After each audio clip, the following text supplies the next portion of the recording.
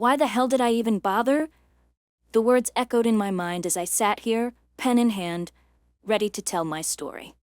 My name is Evelyn, and if you're expecting a tale of a perfect life or some fairy tale ending, you might want to stop reading. What I've lived through isn't about luck, it's about survival. And what I'm about to tell you will change everything you think you know about strength and the price of success. I was born 4 minutes before Natalie. Just 4 minutes, but those minutes shaped my entire life in ways I never fully understood until much later. We were twins after all, born into the same family, raised under the same roof. But somehow from the very beginning it felt as though I was always in the shadow of someone else. I would watch as Natalie, from the moment she could talk, became my mother's perfect little copy. She was graceful, polite, always dressed in frilly dresses and spoke in soft, delicate tones. A perfect image of what my mom thought a girl should be. She got the attention, the praise, the affection. Meanwhile, I was labeled too strong or too independent. I didn't like the pretty dresses, and I'd rather run around outside, climb trees, and get dirty. It was never enough for my mother. She said I was too unladylike, a phrase that haunted me throughout my childhood. It wasn't just in how we were raised, it was in every little detail. On our 7th birthday, Natalie had a huge outdoor party, a 3-tiered cake, and an instant camera to capture the moment. I remember standing off to the side, feeling that uncomfortable sting in my chest. My mom smiled, clapped her hands as she admired Natalie's new gifts, while I was handed a broom to clean up afterward. When I asked why, her response was quick and dismissive. Because you're the older sister. You should learn to share. Don't be selfish. I didn't understand it then, but that moment marked the beginning of a pattern. When we sat down to eat, Natalie always got the biggest portion of food.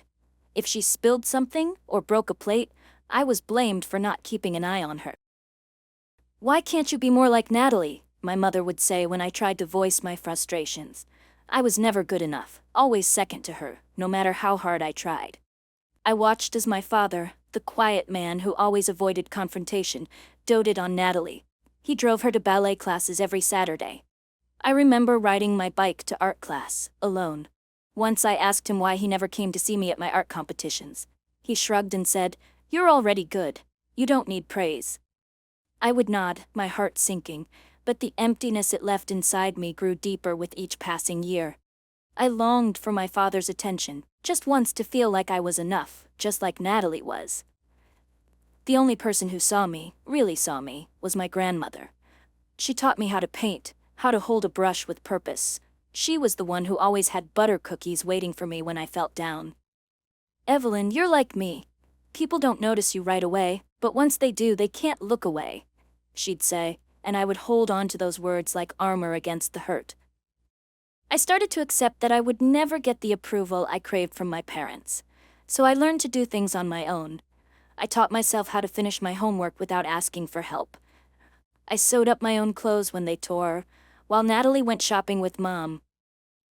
I learned to hide my tears when my mom would scold me for looking so grumpy and ask me, "Why can't you be more like Natalie?" But deep down I began to ask myself, why can't I be seen for who I am? Why am I always the one who has to make space for everyone else? As I got older, I realized that the favoritism wasn't just in the little things. It was the foundation of how we were treated, how we were valued. And it hurt, because no matter how much I tried to prove myself, it was always Natalie who got the limelight. Every time she achieved something, no matter how small, it was a big celebration. But when I succeeded, it was met with a passing glance. That hurt. It stung. But more than that, it made me start questioning the very essence of who I was. Was I not worthy? Was I not enough just as I was? I had a flash of clarity one day when my mother casually remarked, "You're strong, Evelyn. You can handle it." That moment, more than any other, made me realize that they never saw me for who I really was. They saw me as the strong one, the one who didn't need their help. And it terrified me. I didn't want to be the strong one all the time. I wanted to be loved, I wanted to be seen, but that moment also ignited something inside me. I knew that I had to find a way to be enough for myself, because no one else was going to see me if I didn't see myself first. And so I decided to leave, to find my own way. to stop waiting for a love that would never come in the form I hoped. Maybe I would never change their view of me, but I could change how I saw myself. As the years passed, something inside me shifted. I began to see the world around me in a way I hadn't before, especially my family.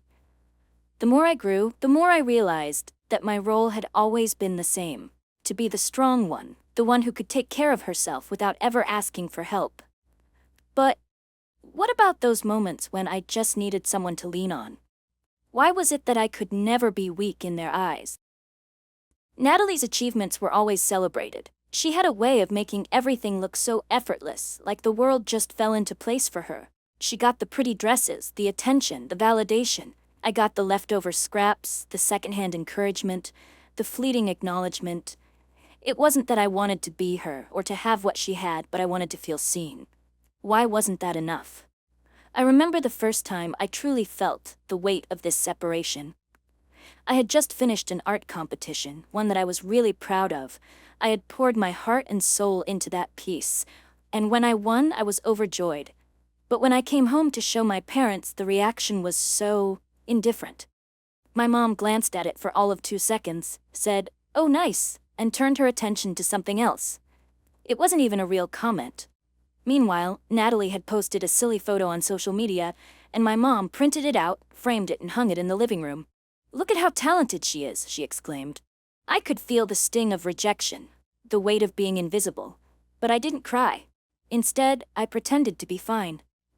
In the quiet moments, I couldn't help but question myself. Am I really that unworthy? And yet, even with the ache of feeling invisible, something inside me started to stir. I began to see that it wasn't about me being lesser than Natalie. It was about me being ignored because I was strong, because I could survive without constant care or praise. That's when I realized it wasn't just a matter of me not fitting their image of what a daughter should be. It was their image of me. I didn't fit their mold, and as long as I didn't, I'd always be the one left in the shadows. My dad, too, was an enigma. He didn't speak much, but I knew where his affections lay. Every weekend, while Natalie went to her ballet lessons, he would praise her performance and drive her to rehearsals with such pride. I, on the other hand, was left to fend for myself. I remember the ache in my chest one day when I asked him why he never came to my art competitions. His answer was something along the lines of, "You're already good. You don't need to hear it from me." His words felt like a cold blanket over my ambitions. It wasn't encouragement. It was indifference dressed as praise. It made me wonder if I was truly that invisible to them, or if they just didn't care enough to see me fully. And then came the turning point, the moment that changed everything. I was walking back from an art competition, the familiar feeling of pride swelling in my chest when I received a text from my mom. It wasn't about my achievement or how proud she was. No, it was a text about Natalie. "Guess what, Evelyn? Natalie just got into an advanced yoga class. She's going to be teaching soon. So proud of her." I stood there holding my phone in the cold, unable to move. My heart, already heavy, dropped further. Did she even read the article I sent? Does she know what I'm doing with my life? I felt the space between us grow wider, more palpable than ever. I didn't text back immediately. What was the point? I had spent so many years hoping for their validation, for their attention, but now it felt like a waste of energy. I had come to a difficult realization. I wasn't just an afterthought in their eyes. I was invisible. Not because I wasn't worthy, but because they chose not to see me. I had spent so long chasing approval, thinking it would fill the emptiness, but in the end it didn't. The more I thought about it, the more I realized I couldn't keep waiting for them to look at me in the way I always dreamed they would. I couldn't continue hoping they'd notice my efforts and achievements. There was only one person who could give me the validation I craved. Me. And so, for the first time, I started to let go. I began to stop yearning for their acknowledgement, stop begging for the love I never received. It wasn't easy. The hurt still lingered, and I was still afraid of being overlooked. But deep down I understood that I was enough, even if they never saw it. Would it have been different if they had looked at me the way I wanted them to? I don't know. But what I did know was this. I was learning to look at myself, truly see myself, and realize that I didn't need anyone's permission to feel proud. Once I realized that I couldn't keep waiting for validation from my family, I began to understand what true independence really meant. It wasn't just about surviving alone, it was about thriving in my own right, on my own terms. So, I let go of the idea that I needed their approval, and I started to build my own life, brick by brick, in a way that felt right for me. The first step was leaving home for college. I moved to a small town near a community college, rented a tiny room in a rundown building, and started my studies in graphic design. The room was small, the walls painted a faded yellow, the floors creaked under every step I took. But for the first time in my life, I had a space that was entirely mine, free from judgment, free from the expectations that had weighed on me for so long. I felt a strange kind of peace in that small room. By day, I buried myself in my studies, pouring my heart into every project. By night, I worked at a 24-hour convenience store to pay for rent, food, and supplies. The work was exhausting. I was so tired some nights that I would nod off while standing at the cash register. But I never complained. I didn't have the luxury of complaining. I couldn't afford to. The exhaustion felt like a badge of honor. It meant I was fighting for something bigger than just surviving. I was fighting for my future. Despite all the exhaustion, I worked hard. I pushed myself further than anyone else in my class. Every assignment, I did more than what was required. Every personal project, I spent hours perfecting, tweaking, improving. Part of it was because I loved design, but part of it was to prove to myself that I wasn't invisible, that my work, my talent, could stand out. I wanted to show the world, and most importantly, myself, that I was more than just the strong, quiet sister. I was capable of more. One day, after my second year, I received an email that would change my life. It was a scholarship offer from a prestigious university in Seattle, a full ride, covering tuition and living expenses. I remember sitting in the tiny, dimly lit room, my hands shaking as I read the email 3 times, just to make sure I wasn't imagining it. It felt unreal, almost impossible. This was the moment I had been working for. It wasn't just a scholarship. It was a validation of everything I had done on my own. I remember texting my mom to share the news, just hoping she might feel proud, but the response I got was so distant. 2 days later, she replied, "Oh, Natalie just got into an advanced yoga course. She's going to be teaching soon. So proud of her." That was it. No acknowledgement of my achievement, no congratulations. It was just another confirmation that no matter what I did, it would never be enough in their eyes. I sat on the bed for a while staring at the screen. My heart didn't hurt as much as I thought it would. It was like I had finally accepted that their approval wasn't something I could control. It was a truth I'd always known deep down, but now I was able to breathe through it. My success wasn't for them. It was for me. I didn't let it stop me. I packed my things and moved to Seattle. I was determined to start fresh, to build the life I had always dreamed of, even if it meant doing it without the support I had hoped for. At the new school, it felt like everyone was so polished, so put together. Natalie, too, came to Seattle a few months after me. We were at the same university, but we weren't in the same major. Still, I couldn't escape her presence. Every time I passed by her on campus, she was always surrounded by people, looking effortlessly beautiful and fashionable. I remember one day, I saw her walking through campus in a designer jacket, her hair perfectly done. I was wearing the same worn-out jacket I had since high school, and I had just finished a shift at the pizza place. I didn't have the luxury of living in a nice dorm room like she did. I stayed in a small apartment on the outskirts of the city. I didn't have a car, so I took the bus for over an hour to get to campus every day. I worked multiple jobs: waiting tables, cleaning the library lobby, doing small freelance gigs on weekends. Some nights I didn't sleep at all, but I didn't complain. I didn't have time for that. I was doing what I had to do. And then it happened. One day, in a group project, Natalie and I were assigned to work together. The project was about creating a campaign, and I suggested an idea using illustrated graphics with interactive video. It was a creative idea, one that I was really excited about. But when I proposed it, Natalie shot it down. "It's creative, but kind of hard to understand," she said. "Let's keep it simple. We should do something viral, like a spring fashion campaign." The rest of the group agreed with her, and I ended up doing all the graphic design and video editing for the project, while Natalie took the lead in the presentation. Afterward, our professor sent me a private email. He said, "Evelyn, you have great leadership potential. You built the foundation of this entire project, but you need to learn to speak up more. Stand by your ideas." That email stayed with me for days. It was praise, but it was also a stinging reminder that I had always been the quiet one, always working in the background. I had always kept my head down, trying to avoid conflict, but now I saw that I needed to step up to claim my place. As I read that email over and over, I realized that I was ready for more. I was ready to stop hiding behind the scenes. I had worked so hard to get here, to prove that I was worthy, but it was time to start believing it myself. I began to take more risks. I started speaking up more in class, sharing my ideas without worrying about whether they would be accepted. And in the quiet moments when I was alone in my small apartment, I reflected on how far I had come. The girl who once lived in the shadow of her sister was now stepping into the light, ready to build a future that was entirely her own. But even as I grew stronger, a small part of me still questioned, will it ever be enough for them? As time passed and I continued to push myself further, I began to realize that no matter what I did, nothing would ever be enough to truly change my parents' view of me. It became more apparent as I earned recognition, worked hard, and succeeded in ways they would never fully understand.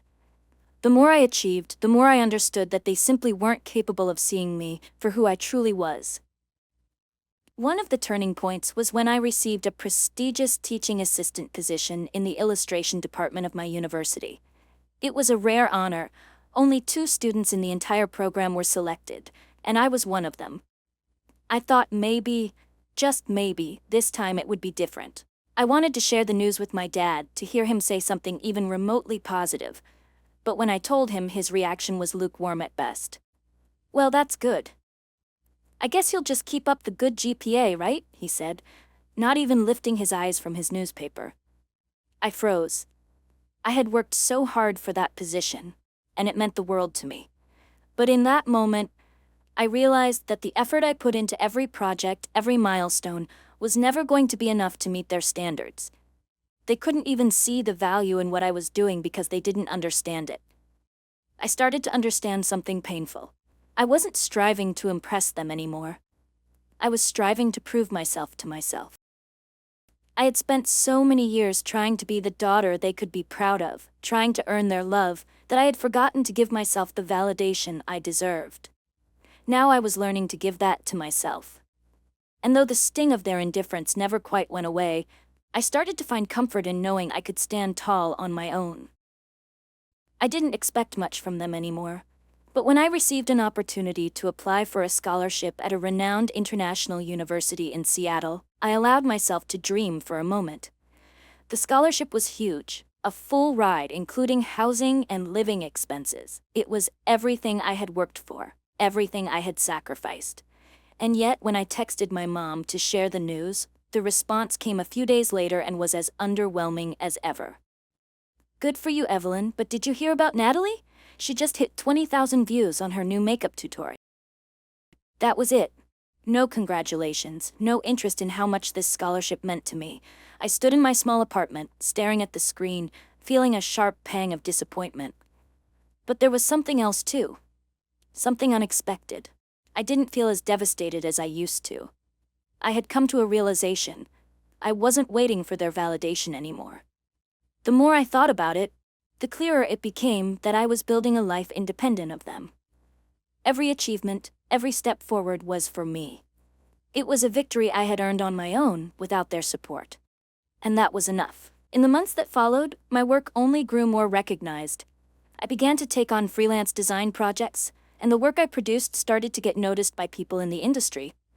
It felt amazing, like I was finally stepping into my own skin, living a life I had designed for myself, one that didn't depend on anyone else's approval. But as much as I had worked to distance myself emotionally from my family, there was always this lingering ache. No matter how far I came, a part of me still wanted them to see me. I wasn't angry at them anymore, I wasn't even bitter. I just wished, sometimes, that they could appreciate who I had become. And then came the day that would alter everything. I received an email offering me a prestigious internship in New York City. The project was a dream, a mentorship opportunity with a top creative director at a major media company. It was my chance to step into the real world, to prove that everything I had worked for wasn't a fluke. This wasn't just another scholarship or award, it was a career-defining moment. I remember opening the email, feeling the weight of the moment, and then staring at the words on the screen. "You've been selected for the internship." My heart raced as I realized what it meant. My dreams were finally within reach. And yet, something inside me wondered if anyone in my family would even care. I decided for once to share it. I messaged my mom and dad, telling them about the opportunity. I wasn't expecting a long response, but I did hope they would understand the significance of it. The reply came hours later. "That's great, Evelyn. We'll be sure to tell Natalie." That was it. I should have been angry. I should have felt a deep sense of loss, but instead, I felt a strange sense of peace. For the first time, I wasn't chasing after their acknowledgement. I realized that I didn't need them to see my success to make it real. I had built my life on my own, piece by piece, with blood, sweat, and tears. I didn't need their approval anymore. The internship in New York City was the beginning of a new chapter. When I arrived in the city, it felt like stepping into a dream. I was part of a team that valued my ideas, my creativity, my voice. I was finally surrounded by people who saw me, not as a shadow behind someone else, but as an individual with a voice of my own. In that environment, I began to truly understand what it meant to be seen. And it wasn't about anyone else seeing me. It was about me recognizing my worth, finally acknowledging that I was worthy of success on my own terms. The more I settled into my new life in New York, the more I realized how far I had come. The city, with its towering buildings and endless possibilities, seemed to mirror my own journey. Vast, daunting, but full of potential. I had moved here with nothing but my dreams and the determination to build something meaningful for myself. And now, as I worked alongside some of the brightest minds in the industry, I was beginning to see the fruits of all my hard work. The internship was everything I had hoped for. It was demanding, sure, but it was also fulfilling. I was entrusted with real projects, not just coffee runs or photocopying papers. My designs were being used for campaigns, printed on billboards, and featured in presentations. I felt like my work truly mattered for the first time. I no longer had to hide behind the scenes. I was out in front, owning every project, every idea. But despite the success I was experiencing, there were moments when I couldn't shake the feeling of loneliness. I had built this new life, and I was proud of it. But a small part of me still longed for the validation of my family. I thought about how different everything might have been if they had just once said, "We're proud of you, Evelyn." The thought lingered like a ghost, even though I had learned to let go of the need for their approval. And then it happened. The award ceremony. The Benjamin Ford National Fellowship. I had applied for it on a whim, thinking it was out of my reach, something for students with more connections or more accolades. But I had worked hard. I had poured my heart into every project. And against all odds, I was selected as one of only 5 students nationwide to receive the fellowship. The confirmation email came while I was at the office. I remember feeling my hands tremble as I read the words, but there was no shock, no disbelief. It was the culmination of everything I had worked for. I was going to spend 3 months in the Netherlands working with top designers, getting hands-on experience with international companies. It was everything I had dreamed of. But in that moment, something inside me shifted. I didn't need anyone to validate this achievement. I had earned it on my own, and yet I couldn't completely shut out the longing for recognition from my family. I decided to share the news with them, though deep down I knew how it would go. I sent a message to my mom, letting her know about the fellowship and what it meant to me. The response came hours later, almost as if she had forgotten it was even important. "Oh, that's nice. Natalie just hit 50,000 views on her yoga video. She's really doing well." The words hit me like a cold wave. The same indifference, the same comparison. But this time, something inside me didn't crack. I didn't feel anger or resentment, only a deep, bittersweet sense of peace. I don't need their validation. I've built this life on my own, and that's enough. I didn't expect my parents to understand. I didn't expect them to see what I had accomplished. I had spent so many years hoping for their approval, and each time I was met with disappointment. But now, I realized that I didn't need their approval to feel proud of myself. I didn't need them to see me, to know my worth. The fellowship was my turning point. I packed my bags for the Netherlands, feeling both excitement and a sense of finality. I was moving forward, stepping into a future that I had created for myself, no longer tied to the expectations of my family. When I arrived in Amsterdam, everything felt surreal. The city, so different from the life I had known, welcomed me with open arms. The design projects I worked on were more than just opportunities. They were confirmations that I belonged in this world of creativity, innovation, and success. One day, while walking along a canal in Amsterdam, I received a message from Natalie. It was one of those rare moments when she reached out without me initiating the conversation. "I saw your speech at the award ceremony," she wrote. "I didn't think you could be that good. I'm sorry for always putting you down." I stared at the screen for a long time, feeling a mix of emotions. It wasn't that I wanted to hear an apology from her, but this felt different. She wasn't apologizing because it was the right thing to do. She was apologizing because she had seen me. For the first time, she truly saw me. I didn't need anyone to validate this achievement. I had earned it on my own. And yet, I couldn't completely shut out the longing for recognition from my family. I decided to share the news with them, though deep down, I knew how it would go. I sent a message to my mom, letting her know about the fellowship and what it meant to me. The response came hours later, almost as if she had forgotten it was even important. "Oh, that's nice. Natalie just hit 50,000 views on her yoga video. She's really doing well." The words hit me like a cold wave, the same indifference, the same comparison. But this time, something inside me didn't crack. I didn't feel anger or resentment, only a deep, bittersweet sense of peace. I don't need their validation. I've built this life on my own, and that's enough. I didn't expect my parents to understand. I didn't expect them to see what I had accomplished. I had spent so many years hoping for their approval, and each time I was met with disappointment. But now, I realized that I didn't need their approval to feel proud of myself. I didn't need them to see me, to know my worth. The fellowship was my turning point. I packed my bags for the Netherlands, feeling both excitement and a sense of finality.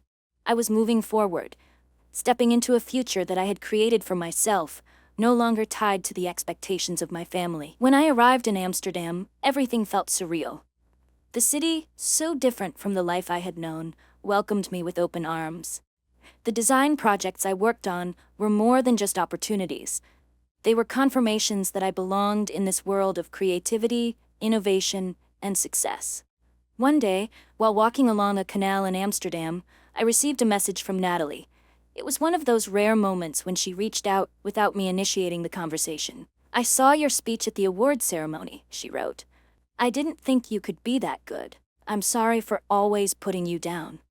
I stared at the screen for a long time, feeling a mix of emotions. It wasn't that I wanted to hear an apology from her, but this felt different. She wasn't apologizing because it was the right thing to do.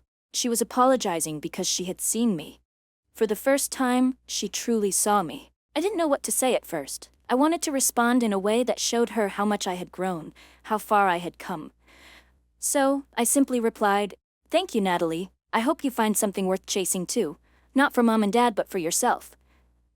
That was all I needed to say. There was no anger, no resentment, just a quiet understanding. For so long, I had been the one trying to prove my worth to her, to my parents, to everyone who never really saw me. But now, I knew my worth didn't depend on anyone else.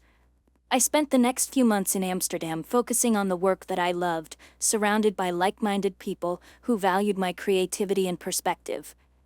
And when the fellowship came to an end, I returned to New York with a renewed sense of self-worth and purpose. My journey had been long and filled with struggles, but I had finally learned the most important lesson of all. I am enough. Back in New York, I settled into a new role as an assistant project director at a creative media company.